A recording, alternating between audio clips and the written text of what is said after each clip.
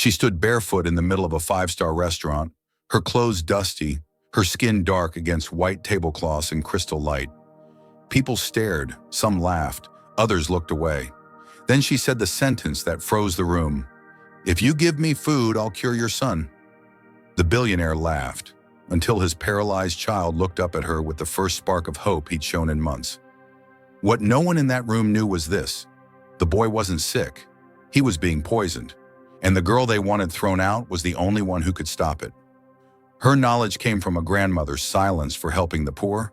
Her truth would expose a family built on blood and lies, and her courage would force a powerful man to choose between protecting his legacy or saving his soul.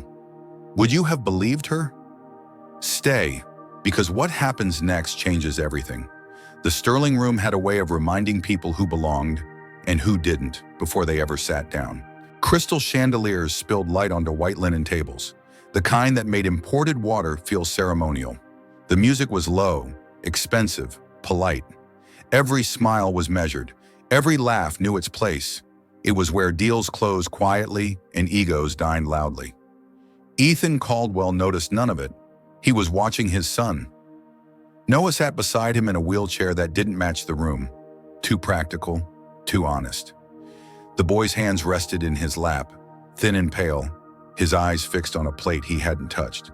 He looked smaller than he had a year ago, smaller than a month ago, smaller than yesterday. "Just a few bites," Ethan said, keeping his voice steady. He'd learned to sound calm even when his chest felt hollow. "Please." "I'm not hungry," Noah murmured. His voice was soft, careful, like everything took effort now. Ethan nodded and looked away. He didn't want Noah to see the fear. The specialists had names for everything except answers. Progressive paralysis, idiopathic, rare. Expensive words that meant nothing changed. Money had bought opinions, machines, hope, but not healing. A shadow fell across the table. "Sir?" The maitre d' leaned in, stiff and uncomfortable. "There's a situation at the entrance." Ethan didn't look up. "Handle it." "It's a child, Ninornum," the man said. "She's asking for food and—" He hesitated. "She says she needs to speak to you." Ethan exhaled, irritation sharpening. "This isn't a shelter. Call security." "We tried. She keeps repeating—" The maitre d' lowered his voice. "She says she can help your son." That did it. Ethan looked up, jaw tight. Over the last 6 months, desperation had drawn vultures, fake healers, influencers, men with certificates printed at home. They all promised miracles. None stayed when the check stopped. "Tell her to leave," Ethan said. "Now." As the maitre d' stepped away, Noah's head turned toward the entrance.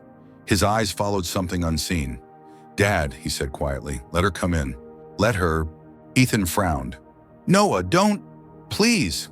The word came out fragile, urgent, a crack of hope Ethan hadn't heard in months. Ethan hesitated. Then against instinct, he raised a hand. "Fine," he said to the returning maitre d', "but keep security close." The room shifted when she walked in. She was barefoot, black, maybe 12. Her hair was tightly coiled, pulled back with a fraying ribbon. Dust smudged her cheeks. Her clothes were worn thin, stitched more than once. The floor gleamed beneath her feet, reflecting her presence like a question no one wanted to answer. Conversations died. Forks paused midair. A woman at the next table whispered, "Unbelievable." The girl walked straight ahead, head high, ignoring the looks that tried to shrink her. When she stopped at Ethan's table, her eyes went to Noah, not Ethan. "You're sick," she said, matter of fact, "but not the way they say." Ethan's temper flared. "Listen," he snapped, "I don't know who put you up to this, but—" "I can help him," the girl said. She finally met Ethan's eyes. They were dark, steady, unafraid. "If you give me food—" A ripple of laughter broke out. Someone scoffed. Another voice hissed, "Call the police!" Ethan felt heat crawl up his neck. He hated the spectacle, hated how Noah's pain had become entertainment. "Security," he said sharply. "Wait," Noah whispered. He reached out and touched Ethan's sleeve. "Dad, please." The girl raised her hands, palms open. "I don't want money, just food. I'll keep my word." "And what's that worth?" Ethan shot back. "Your word?" My name is Amara Lewis, she said, and I don't break promises. Silence pressed in, not the polite kind, something heavier. Ethan studied her, searching for cracks.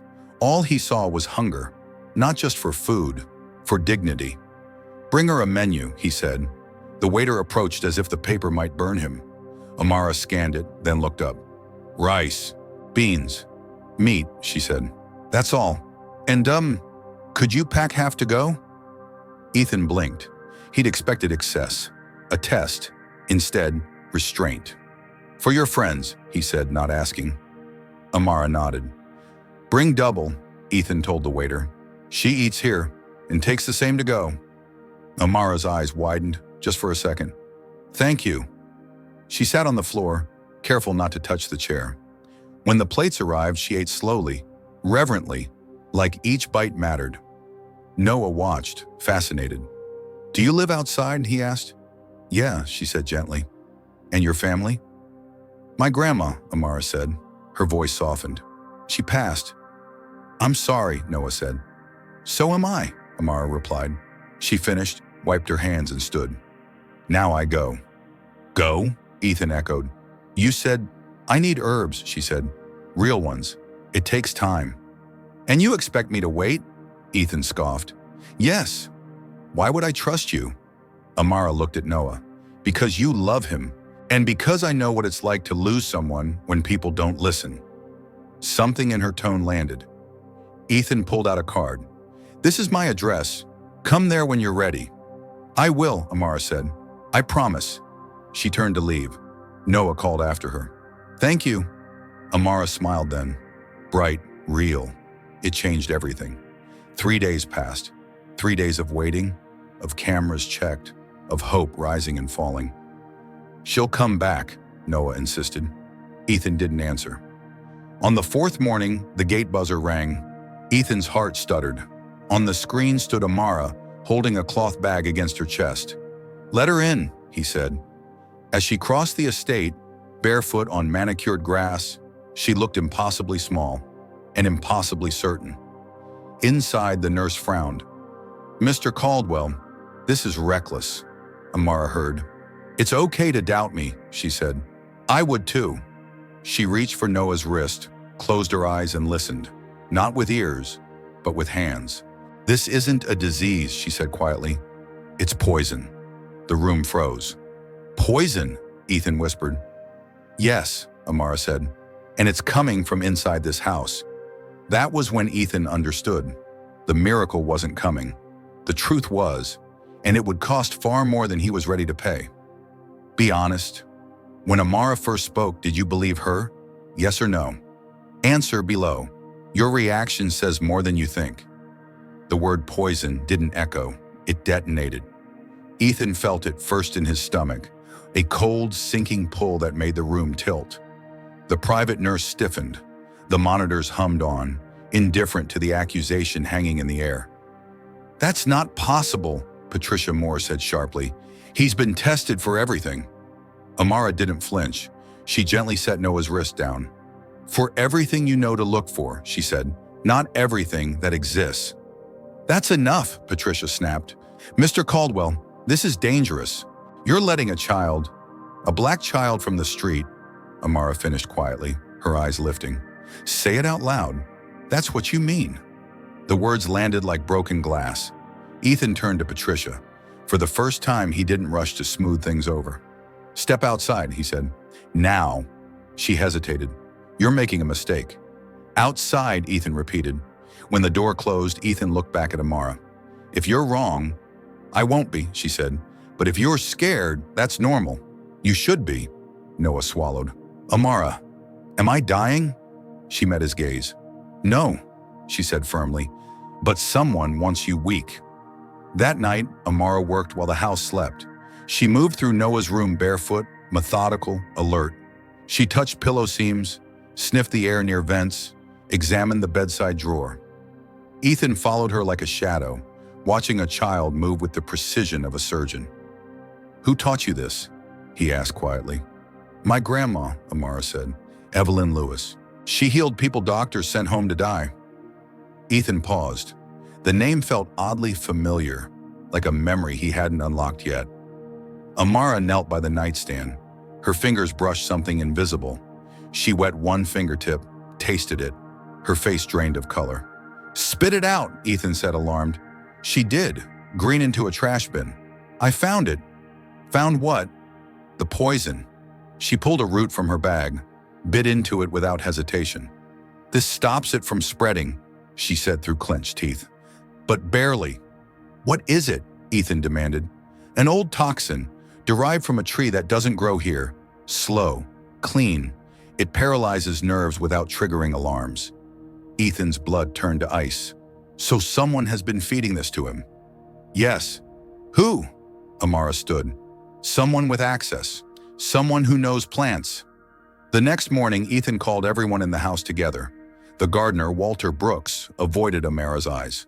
The cook, Ruth Bennett, trembled. Patricia Moore crossed her arms, defensive. Amara watched them all. "Who touches Noah's food?" she asked. "Only Ruth," Ethan said. "And the plants?" "Walter," Ruth whispered. Amara stepped closer to Walter. "Where did you get the new herb by the kitchen window?" Walter blinked. "Someone gave it to me, said it was medicinal." "Who?" Silence. Ethan's voice dropped. "Walter, answer." Walter's shoulders sagged. "I needed the money," he said hoarsely. "My daughter, cancer. I didn't know it would go this far." "Who paid you?" Ethan roared. Walter looked at Amara, then at the floor. "Diane Holloway." Ethan staggered back. "My ex-wife," he whispered. The phone rang. Ethan answered with shaking hands. "Diane." Her laugh was smooth, practiced. "You finally figured it out. You poisoned our son." "Our," she scoffed. "He was never yours." The room spun. "He belongs to Caleb Monroe," Diane continued. "The partner you destroyed. I gave you a child you wanted, and now I'm taking him back, from you." Ethan's knees buckled. "And the girl," Diane added. "Ask her who her grandmother really was." Ethan slowly turned to Amara. "Your grandmother, Evelyn Lewis." Amara's jaw tightened. "She was my family." "She was my aunt," Ethan whispered, the truth crashing down. "You're my niece." Amara closed her eyes. "I know." The silence that followed was unbearable. Diane's voice cut back in. "Meet me tomorrow, Riverside Warehouse. Come alone." The call ended. That night, Ethan didn't sleep. He read old files, old letters, names that connected like bloodstains. His father, pharmaceutical deals. A woman named Evelyn Lewis, silenced for giving care for free. The legacy he inherited wasn't just wealth, it was violence. At dawn, Noah stirred. He could move his fingers now, just a little. "You're getting better," Ethan said, tears blurring his vision. "Amara saved me," Noah said simply. Ethan nodded. "She saved all of us." He turned to Amara. "If I don't come back, you will," she said, but they both knew nothing was guaranteed. At Riverside, Diane waited in heels that echoed against concrete. She smiled when she saw him. "You look tired," she said. "Guilt will do that." "You destroyed Live," Ethan said. "So did your father," she shot back. "And so did you. I just refused to stay quiet." Ethan didn't argue. "It ends today." Diane tilted her head. "We'll see."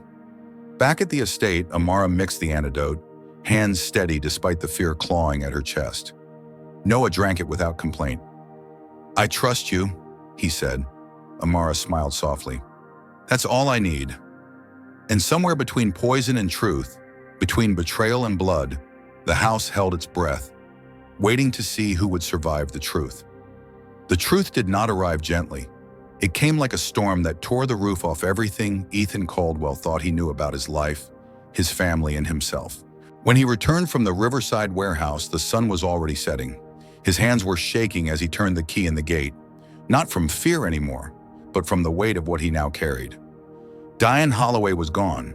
She had chosen to disappear rather than face consequences. She left behind documents, recordings, and letters, enough to expose years of manipulation, poisoning, and a twisted idea of revenge that nearly killed a child. Ethan walked into the house like a man walking into confession. Inside, the lights were low. Amara sat on the floor beside Noah's bed, her back against the wall, eyes heavy but alert. The cloth bag of herbs rested open beside her. Noah was asleep, breathing more evenly than he had in months. She looked up when Ethan entered.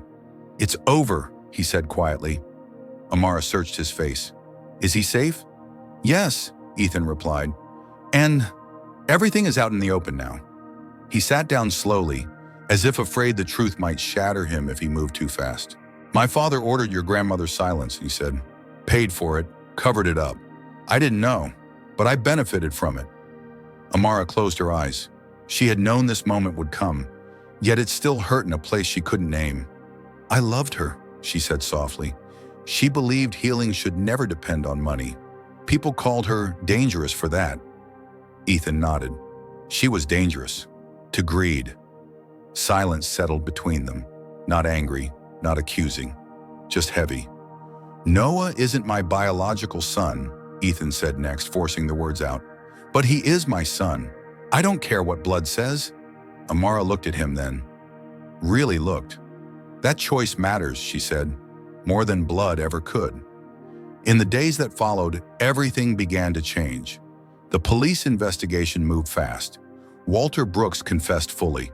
His actions were condemned, but his desperation was understood. His daughter had already passed by the time the truth surfaced. There were no winners there, only lessons about how fear, poverty, and manipulation destroy people from the inside. Patricia Moore returned one last time, not in her uniform, but in plain clothes. She stood awkwardly in the doorway, eyes down. "I judged you," she said to Amara, voice trembling, "because of how you looked, where you came from. I was wrong." Amara studied her for a long moment. Then she nodded. "Owning that matters." Forgiveness didn't come with applause. It came quietly, like a door opening. And Noah began to heal. It wasn't instant. There were setbacks, painful days, tears. But each morning he could move a little more. Fingers, arms, then legs. Physical therapy replaced fear. Laughter slowly returned to his voice.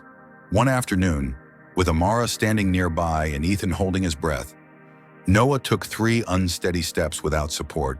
He cried when he realized what he'd done. Ethan dropped to his knees and held him like the world might try to steal him again. "You stayed," Noah whispered to Amara later that night. "You could have walked away." She smiled sadly. "People walked away from me my whole life. I didn't want to be that person." Ethan made a decision that same week. He liquidated assets his father had built through exploitation. He reopened old cases, returned stolen wealth to families whose lives had been ruined by greed disguised as success. And in the heart of the city, in a modest building with wide windows and no locked doors, he opened the Evelyn Lewis Community Clinic. It offered free care, real care, doctors and traditional healers working side by side. No one was turned away. No one was asked what they could pay. On opening day, Amara stood at the entrance holding the ribbon. Her hands trembled. "This place carries her name," Ethan said into the microphone, voice breaking, "because she healed without prejudice, and because it's time we stop pretending justice is something we can outsource." The crowd was mixed. Black, white, rich, poor. Some cried. Some just stood quietly, understanding they were witnessing something rare. Accountability without excuses. At home, the house no longer felt like a fortress. Jaden, Talia, Nia, and little Miles, children Amara had once protected under bridges and overpasses, now slept in clean beds. They argued over cereal, complained about homework, laughed too loudly in hallways that used to echo with silence. Family had expanded beyond definition. One evening, under a sky full of stars, Ethan sat beside Amara in the garden. "I want to adopt you," he said carefully, "not to erase your past, but to stand with you in the future, if you want that." Amara stared at the sky for a long time. "Yes," she said finally, "but only if we never forget where I came from." "We won't," Ethan promised. "That's the point." Months later, Noah walked across the garden without help. No wheelchair, no braces, just careful steps and a grin that refused to fade. He stopped in front of Amara. "You saved my life." She shook her head. "You saved mine too." You believed me. Belief, she had learned, could be the most powerful medicine of all. Everything had started with a hungry black girl stepping into a room where she didn't belong and daring to speak. They tried to silence her, dismiss her, doubt her, but she stayed. And in staying, she healed not just a child, but a family, a legacy, and a truth long buried. Now, before you leave, I want to ask you something. How did this story make you feel? Did it change the way you think about who we trust, who we ignore, and who we believe? If this story moved you, comment 111 below, so I know you stayed until the end. Tell me, what country are you watching from? And if you believe stories like this matter, please share this video so more people can see it.